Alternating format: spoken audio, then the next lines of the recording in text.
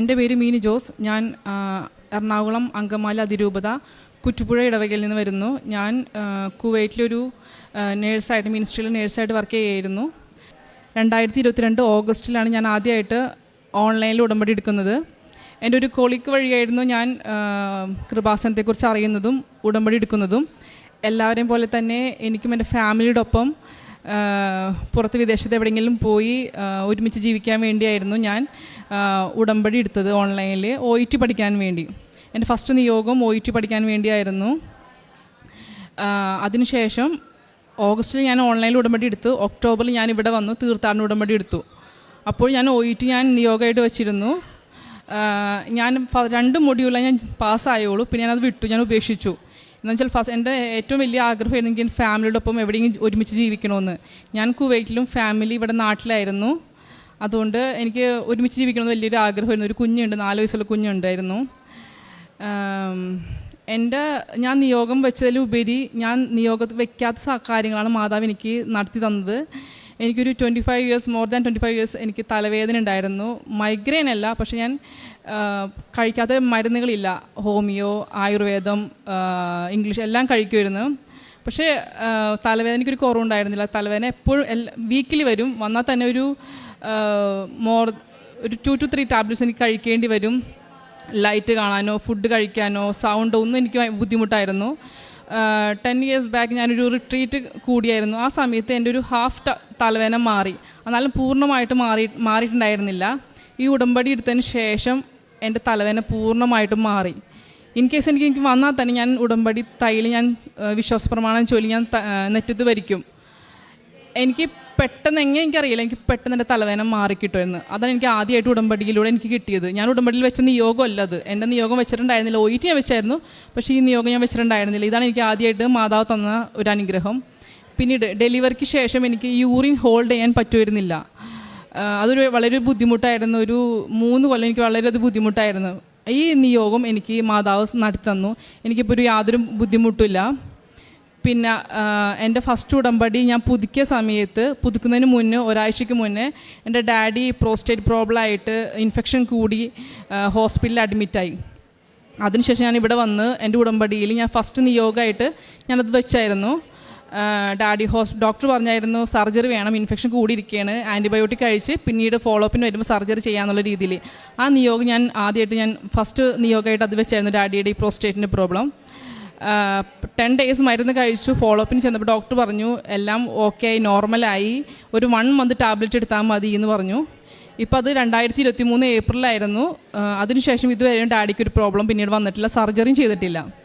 പിന്നെ എൻ്റെ ഹസ്ബൻഡിന് യൂറിക് ആസിഡിൻ്റെ പ്രോബ്ലം മൂലം കാൽ ജോയിൻസ് ഒത്തിരി വേദനയും എപ്പോഴും വരുമായിരുന്നു. എല്ലാം മന്തും വരുമായിരുന്നു. വന്നാൽ തന്നെ 2 ദിവസമൊക്കെ കട്ടിൽ തന്നെയായിരിക്കും, കിടക്കാനോ നടക്കാനൊന്നും നടക്കാൻ പറ്റുമായിരുന്നില്ല. ഒരു ദിവസം ഇങ്ങനെ ഒത്തിരി വേദന കൂടി നടക്കാൻ പറ്റുന്ന സാഹചര്യത്തിൽ സ്വെല്ലിംഗ് ഒക്കെ ആയി. ഞാനപ്പോൾ ഈ ഉടമ്പടി തൈലം പരട്ടി വിശ്വാസപ്രമാണം ചൊല്ലി ഞാൻ പ്രാർത്ഥിച്ചു. അതിനുശേഷം അതൊരു 1 ഇയറായി. അതിനുശേഷം ഇതുവരെയായിട്ടും ആ യൂറിക് ആസിഡ് ലെവൽ കൂടും, പക്ഷേ യൂറിക് ആസിഡിൻ്റെ വേദന ഇതുവരെയായിട്ടും കാലിലൊന്നും വന്നിട്ടില്ല. പിന്നെ 2023 ജൂൺ ലാസ്റ്റ് മന്ത് ഉടമ്പടി ലൈവിൻ്റെ ദിവസം ചൊവ്വാഴ്ച ഞാൻ കുവൈറ്റിലായിരുന്നു, ഹസ്ബൻഡ് നാട്ടിലാണ്. ആ സമയത്ത് എന്നോട് പറഞ്ഞു എനിക്ക് ഹസ്ബൻഡിന് കിഡ്നി സ്റ്റോണിൻ്റെ പ്രോബ്ലം ഉണ്ട്, എനിക്ക് കിഡ്നി സ്റ്റോണിൻ്റെ ഭയങ്കര പ്രോബ്ലമായിട്ട് ഞാൻ ഹോസ്പിറ്റലിൽ ഡോക്ടറെ കാണാൻ പോയെന്ന് പറഞ്ഞു. അപ്പോൾ ഞാൻ പറഞ്ഞു ഞാനിവിടെ ലൈവിൽ ഞാനിത് പ്രാർത്ഥിക്കാം, പോയിട്ട് വാന്ന് പറഞ്ഞു. അങ്ങനെ ലൈവിൽ ഞാൻ ഈ നിയോഗം വെച്ച് പ്രാർത്ഥിച്ചു. പ്രാർത്ഥന 2 മണിക്കൂർ പ്രെയർ കഴിഞ്ഞ് ഞാൻ ഹസ്ബൻഡിനെ വിളിച്ചപ്പോൾ ഹസ്ബൻഡ് പറഞ്ഞു ഡോക്ടറെ കാണാൻ ഡോക്ടർ റൂമിലൂടെ കയറുന്നതിന് മുന്നേ തന്നെ ജസ്റ്റ് ഒന്ന് യൂറിൻ പാസ് ചെയ്യാൻ വേണ്ടി ബാത്റൂമിൽ പോയപ്പോൾ യൂറിൻ്റെ ഒപ്പം തന്നെ ഈ സ്റ്റോണും തെറിച്ച് വീണു. അതിനുശേഷം കിഡ്നി സ്റ്റോണിൻ്റെ പ്രോബ്ലം ഇതുമായിട്ട് വന്നിട്ടില്ല. 2023 ജൂൺ മാസമായിരുന്നത്. പിന്നെ എൻ്റെ ഏറ്റവും വലിയൊരു ആഗ്രഹമായിരുന്നു ഫാമിലിയോടൊപ്പം താമസിക്കുക എന്നുള്ളത്. അങ്ങനെ ഞാൻ ഈ കൊല്ലം 2023 ഞാൻ റിസൈൻ കൊടുത്തു, കുവൈറ്റിൽ നിന്ന് തിരിച്ച് നാട്ടിൽ വന്ന് ഒരുമിച്ച് ജീവിക്കാൻ വേണ്ടി. അപ്പോൾ ഞാൻ കൊടുക്കുന്നതിന് മുന്നേ ഞാൻ മാതാവിനോട് ഞാൻ പറഞ്ഞു മാതാവ് എനിക്ക് ഒക്ടോബർ 28 ജപമാല റാലിക്കും പങ്കെടുക്കണം, ഒക്ടോബർ 21 കൊച്ചിൻ്റെ ബർത്ത്ഡേക്കും ആഘോഷിക്കണം നാട്ടിൽ വന്ന്. ഇതുവരെ എനിക്ക് എൻ്റെ കൊച്ചിൻ്റെ ഒപ്പം ആഘോഷിക്കാൻ എനിക്ക് പറ്റിയിട്ടില്ല, ലീവ് എനിക്ക് കിട്ടുമായിരുന്നില്ല. അപ്പോൾ ഞാൻ ഈ 2 നിയോഗം വെച്ചിട്ട് ഞാൻ മാതാവിനോട് പറഞ്ഞിട്ടാണ് ഞാൻ ഈ പേപ്പർ റിസൈൻ കൊടുത്തത്. ഒത്തിരി മിനിസ്റ്റർ ആയതുകൊണ്ട് ഒത്തിരി ഫോർമാലിറ്റീസ് ഉണ്ട്, തീരുമില്ല. അപ്പോൾ ഞാൻ എപ്പോഴും പോകുന്നതിന് മുന്നേ ഞാൻ എൻ്റെ ഉപ്പും എല്ലാം കയ്യിൽ വെച്ചിട്ടുണ്ടാവും. എങ്ങനെയെന്ന് എനിക്കറിയില്ല, കറക്റ്റ് പെട്ടെന്ന് എൻ്റെ എല്ലാ ഫോർമാലിറ്റീസും തീരുന്നത്. ബാക്കി ആർക്കും ഈ 24 hours റിസിഗ്നേഷൻ കൊടുത്ത് ആർക്കും തീർന്നിട്ടില്ലെങ്കിൽ എൻ്റെ എങ്ങനെയോ പെട്ടെന്ന് തീർന്ന് കറക്റ്റ് 21st എൻ്റെ കൊച്ചിൻ്റെ ബർത്ത്ഡേ. അന്ന് രാവിലെ ഏർലി മോർണിംഗ് ഞാനിവിടെ നാട്ടിലെത്തി. എൻ്റെ എല്ലാ പേപ്പർ വർക്കും കഴിഞ്ഞു. ഒരു പേപ്പർ വർക്ക് പോലും എനിക്ക് പെൻഡിങ് വെക്കേണ്ടി വന്നില്ല. എല്ലാം തീർത്ത് എനിക്കിവിടെ വന്ന് എൻ്റെ ഫാമിലിയോടൊപ്പം എനിക്ക് 28-ാം തീയതി ജപമാല റാലിക്ക് എനിക്ക് പങ്കെടുക്കാൻ എനിക്ക് സാധിച്ചു. ഹസ്ബൻഡ് ഒത്തിരി അത്രയും ദൂരം നടക്കാൻ പറ്റുമൊന്നുമില്ല, കുറച്ച് വണ്ണമൊക്കെ ഉള്ളൊരു ഇതാണ്. അപ്പം പക്ഷേ ഹസ്ബൻഡും എൻ്റെ കുഞ്ഞും ഞങ്ങളും ഫാമിലി മൊത്തത്തിൽ ജപമാല റാലിക്ക് ഞങ്ങൾക്ക് മൊത്തത്തിൽ പങ്കെടുക്കാൻ സാധിച്ചു. അതിനൊരു നന്ദി. പിന്നെ ഈ ഡിസംബറിൽ ഞാൻ ഡ്രൈവിംഗ് ലൈസൻസിന് വേണ്ടി അപ്ലൈ ചെയ്തായിരുന്നു. അത് ചെയ്യുന്നതിന് മുമ്പ് ഞാൻ മാതാവിനോട് ഇവിടെ ഒന്ന് പ്രാർത്ഥിച്ചിട്ട് ഞാൻ പോകുന്നത്. എനിക്ക് കുറച്ച് പേടിയുള്ള കൂട്ടത്തിലായിരുന്നു വലിയ വണ്ടികളൊക്കെ. അപ്പോൾ ഞാൻ മാതാവിനോട് പറഞ്ഞു, ഞാൻ അതേ ടെസ്റ്റിന് പോവുകയാണ്, എൻ്റെ കൂടെ വരണം, എനിക്ക് ഒരു പ്രാവശ്യം എഴുതാനുള്ള ചാൻസ് മതി, ഇനി 2ാമത്തെ പ്രശ്നം എനിക്ക് വേണ്ടാന്ന് പറഞ്ഞു. പിന്നെ ഞാൻ എവിടെ പോയാലും കാശ് രൂപം ഉപ്പും എപ്പോഴും ഞാൻ കൈ പിടിക്കുമായിരുന്നു.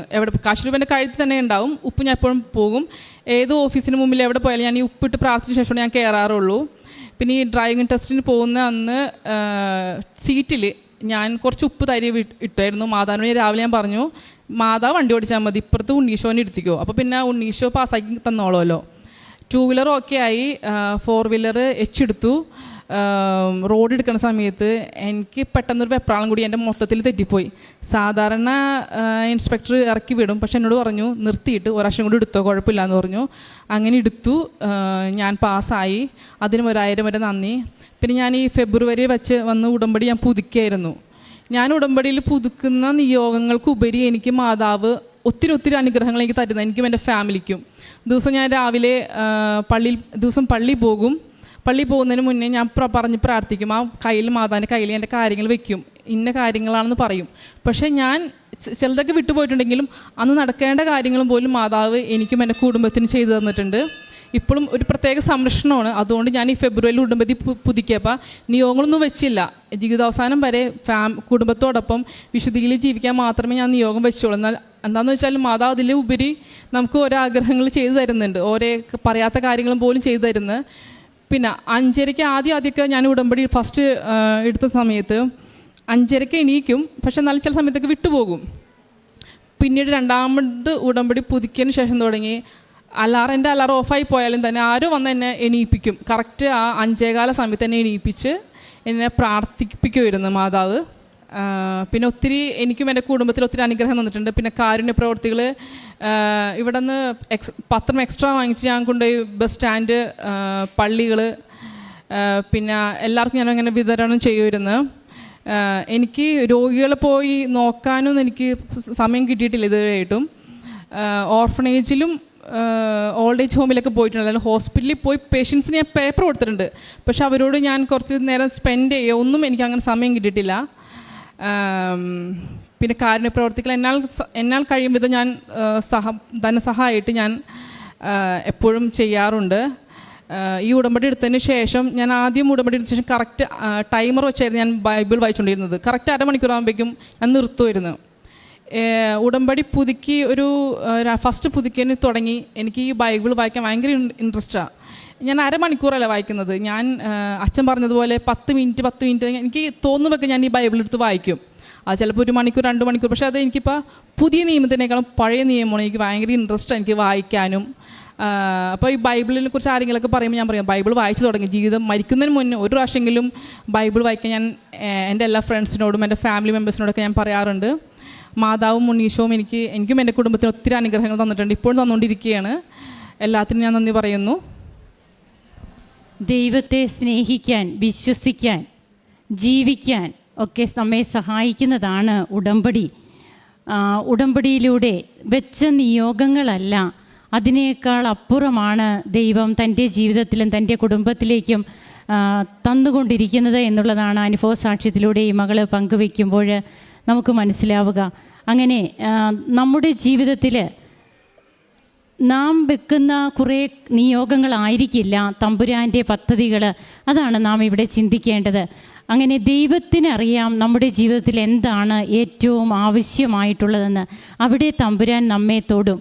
അപ്പോൾ നാം വെക്കുന്ന നിയോഗങ്ങളായിരിക്കില്ല. അപ്പോൾ നമ്മുടെ നിയോഗങ്ങൾക്ക് മുൻഗണന കൊടുത്തുകൊണ്ട് ഇനിയും അതായിട്ടില്ലല്ലോ എന്നോർത്ത് ഒരു ആകുലതപ്പെടുന്നവരാണോ? അതോ ഇത്രയും നാളും നമ്മുടെ ജീവിതത്തിൽ നമുക്ക് കിട്ടിയിട്ടുള്ള കൃപകൾ, നമുക്ക് ഇന്ന് വരെയും ജീവിക്കാൻ സാധിച്ചത് അതെല്ലാം ദൈവത്തിൻ്റെ കരുണ തന്നെയല്ലേ, കൃപ തന്നെയല്ലേ എന്ന് നമുക്ക് തന്നെ ചിന്തിക്കാം.